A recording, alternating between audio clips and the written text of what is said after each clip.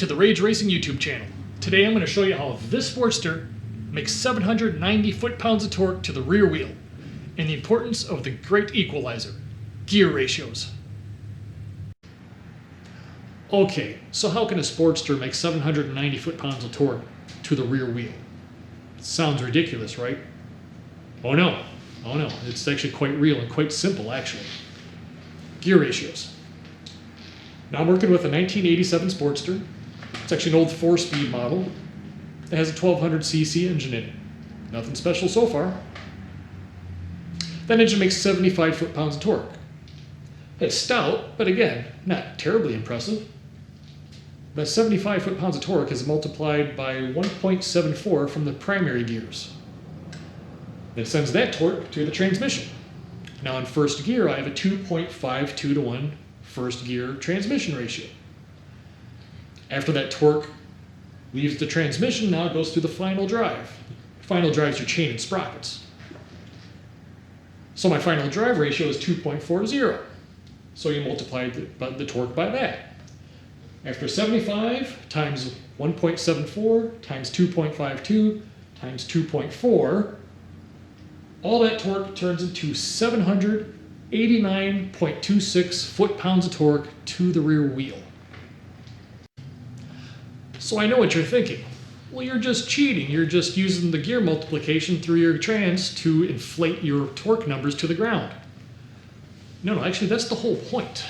You want to use your gear ratios to get as much torque as possible to the ground. Now the reason why the Sportster works out so well with this steep of gear set is the RPM that the engine runs at. Now sure, it only makes 75 foot-pounds of torque. Decent. I've seen better, but it makes that 75 foot-pounds of torque at over 5,000 RPM. It makes peak horsepower at almost 7,000 RPM. So I can rev higher. And with that, I can use more gear ratio. And then more gear ratio multiplies that torque number. Now the end result is what you get to the ground. It actually isn't what you make at the crank. Physics don't care what you make at the crank. It cares what you put to the ground. And that's where gear ratios come in. I'm going to show you more. So let me tell you a story about the importance of gear ratios. When I was a kid, my dad had a 1978 Ford F-150 pickup truck, 4x4, with a 300 cubic inch inline 6-cylinder in it. Now that little 6-cylinder only made 240 foot-pounds of torque, but it ran like a tractor, and that made that peak torque at a low 2,000 RPM. Now that truck used to be able to pull trees out of the ground. Well, how could that be with only 240 foot-pounds of torque? Well, with the gear ratios. They had manual transmission, they had a granny gear low. Now that granny gear low had a 6.69 to 1 ratio first gear. And then that went into a NP205 dual range transfer case that had a 1.96 gear ratio. And then after that, we'd go to the final rear axle ratio of 3.55 to 1. So the torque that comes out of the engine, 240 foot-pounds, gets multiplied by the 6.69 to 1, gets multiplied again by 1.96, and gets multiplied again by the axle ratio of 3.55. Now altogether, at the axle, that 240 foot-pounds was converted to 11,172 foot-pounds of torque to the rear wheel.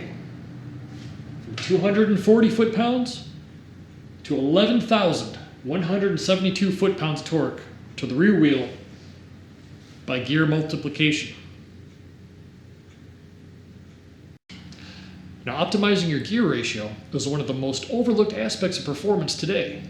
Back in the heyday of hot rodding, that would be one of the first things you would do is change your gears for more acceleration. These days, hardly anybody does it, but it's just as important. Now, I've already given you an example of how a small engine in a pickup truck the torque can be multiplied through a series of gears to be able to pull trees out of the ground. Well, how does this relate to actual performance, where actually speed is required? Well, it's just as important. Here's another personal example. When I was a teenager, I had a 1967 Chevy Camaro. Now that Camaro had a 350 Chevy in it, V8, and it was built up a little bit. Nothing major, but it's fairly strong at 340 horsepower, probably about 360 foot-pounds of torque as far as I can guess. Now, that engine in that car, which is pretty lightweight, would run at the drag strip 14.36 seconds at 97 miles per hour. But it was running that with a 273 rear end gear. So that's like a highway gear. I was crossing the finish line only halfway through second gear out of a 3-speed automatic transmission. There was a lot left in it. So what did I do? I changed the gears. I ended up putting in a 411 gear. Now that's more of a drag race gear, good street gear. Just by changing that gear, I knocked off 9/10 of a second off my quarter mile times. Nearly a full second I knocked off. So going from a 1436 to now running a 1346. 9/10 of a second I knocked off my quarter mile times. So each 10th of a second is considered to be about a car length. So that's 9 car lengths difference I made at the finish line with that gear change. And that's the only change I made to the car at that time between going from the 1436 to the 1346 is just changing the gear ratio from a 273 to a 411. Now my mile per hour with the 1346 was up to 102 miles per hour, so I actually picked up miles per hour. So what did it actually feel like to change the gears from the 273 to the 411? Well, that's probably the biggest change of all, even going beyond the nearly second faster quarter mile times and 5 mile per hour more top end speed. The change in driving day to day, and especially when you put your foot into it, was night and day. It was like I took that 350 Chevy out and put a big block in. The application of torque to the ground was instant. If you put your foot into it, if you caught traction, which a lot of times I didn't, but if you did catch traction, the thing would take off like a rocket. It would just suck you back into the seat and the car would just push you at insane speeds, unbelievably fast. It was night and day difference just with the gear change. Now when I had that Camaro at the drag strip, I didn't have slicks, it was just street tires.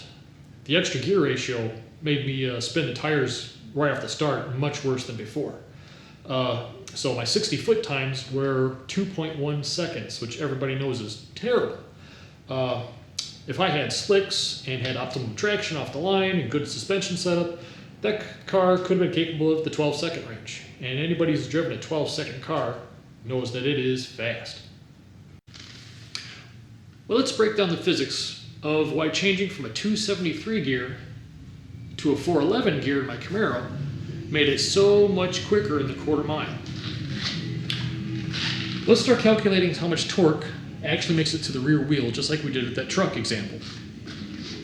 So again, we have 360 foot-pounds of torque coming off the engine, goes into the transmission, which has a first gear of 2.52 to 1,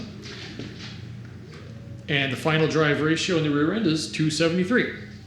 Now that means I was putting out 2,476 foot-pounds of torque to the rear wheels. When I changed to the 411 gears, same 360 foot-pounds of torque, same first gear of 2.52. Now we're multiplying that by 4.11 for that gear ratio, and now we get 3,728 foot-pounds of torque making it to the rear wheels now. So from 2,476 to 3,728 foot-pounds of torque just by changing the gear ratio from a 273 to a 411. Now if I was going to keep the 273 gear and just build the motor up to get that kind of acceleration and torque to the rear wheels, I would have to build a 542 foot-pound of torque big block with the same 273 ratios before to equal the 3,728 foot-pounds of torque that the small block put out with the 411 gears. The advantage of changing the rear gear ratio in the car doesn't just affect first gear, it affects all the gears, every gear you go through. So here we have 360 foot-pounds of torque over here to the left, times your transmission gear ratios in this column here. So first gear has a 2.52 to 1 ratio, second gear has a 1.52 to 1 gear ratio, and third gear is a 1 to 1 gear ratio in this 3-speed automatic transmission. So first we'll go through the 273 rear end gear. So first gear, second third gear, all multiplied by 2.73 for the original gear ratio that was in that car. So here again we have in first gear the 2,476 foot-pounds of torque to the rear wheels. In second gear we have 1,494 foot-pounds of torque to the rear wheel. And in third gear we only have 982 foot-pounds of torque, making it to the rear wheel. So here the only change I made was changing the 273 rear end gear to a 411 in this calculation. So in all three gears, first, second, and third, I now have a 411 gear to multiply the torque by. So final torque to the rear wheel in first gear is 3,728, second gear is 2,249, and third gear is 1,480 foot-pounds of torque to the rear wheel. So what kind of difference does that make from gear ratio to gear ratio, 273 to 411? Well, in first gear, we went from 2,476 foot-pounds of torque to 3,728. So it's a difference of 1,252 extra foot-pounds of torque to the rear wheel in first gear. In second gear, we'd get an extra 755 foot-pounds of torque. And in third gear, we get an extra 498 foot-pounds of torque. And actually, if you look, second gear with the 411 rear end put out nearly as much torque as first gear did with the 273. So changing the gears from a 273 to 411 gave us all sorts of awesome acceleration. It gave us all sorts of extra torque to the ground. But there's got to be a downside, right? Well, there is, of course. So like I said, the 273 gears was a good highway gear, and the 411s were good for acceleration. So to do 70 miles per hour in that car with this 273 gears, the motor is spinning just a hair over 2,400 RPM. When I changed to the 411s to do that same 70 miles an hour, now I was spinning 3,625 RPM, so a little over 3,600 RPM just to go 70 miles per hour. So at the end of my last video, I proposed a question. Which would be quicker? A small displacement engine that makes a lot of horsepower at very high RPM? Or a big displacement engine that makes way more torque, but the same horsepower at a much lower RPM? So here's the examples I used. I got a V-rod that dynoed at 123 horsepower at 8,250 RPM, and 82 foot-pounds of torque at 7,200 RPM. That's a high horsepower, high RPM engine. But the V-rod only displaces 77 cubic inches. I compare that against a 117 cubic inch big bore twin cam that made a very similar 121 horsepower at 6,000 RPM, but a much greater 118 foot-pounds of torque at 4,600 RPM. So which do you think, in an optimized circumstance for both engines, would be faster? 123 horse with 82 foot-pounds of torque, or 121 horsepower with 118 foot-pounds of torque?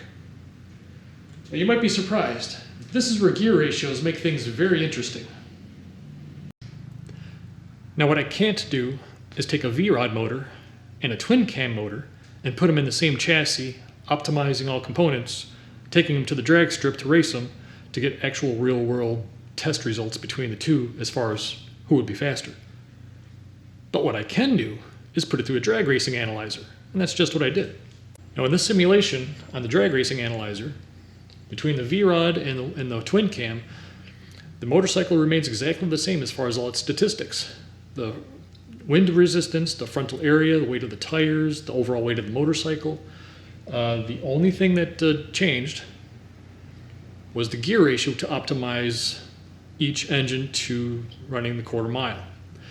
This particular motorcycle, just be an average motorcycle of 650 pounds with a 175 pound rider, so a total weight of 825 pounds. And with this setup, the twin cam would run 11.543 seconds at 120.70 miles per hour. Twin cam like to have a 3.91 final drive gear ratio. Now the V-Rod, on the same simulated bike, only changing the gear ratio, the final drive, to a 5.45 to 1 gear, ran 11.353 seconds at 121.34 miles per hour. So actually, according to the drag racing analyzer, the V-Rod motor would actually be faster and quicker under optimized circumstances for drag racing. So to recap those results, so you actually have a visual. The high RPM 123 horse V-Rod motor went 11.35 seconds at 121.34 miles per hour. And the high torque 121 horsepower 117 twin cam went 11.54 seconds at 120.70 miles per hour. So the program slightly favored the V-Rod and the high RPM and the extra gear ratio that allowed it to really run fast. But in general, the times are very close. The miles per hours are very, very close. And also the horsepowers are very, very close on both these engines. 123 for the V-Rod, 120, 121 for the twin cam. So why did those results turn out the way they did? Well, you're going to have to watch more of my videos to find out why.